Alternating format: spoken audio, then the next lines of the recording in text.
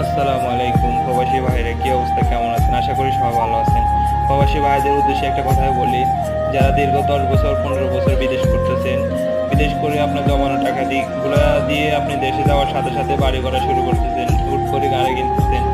আসলে মানুষ থাকতে হলে অবশ্যই বাড়ি করতে হবে, অবশ্যই সবকিছু করতে হবে, করার একটা সিস্টেম আছে। আপনার জমানো টাকাগুলো যদি আপনি একেবারে শেষ করে দেন, তাহলে আপনার পুরো হাত খালি হয়ে যাচ্ছে। কারণ পরে আপনার ফ্যামিলি চালাতে আপনি হিমশিম খেয়ে যাচ্ছেন।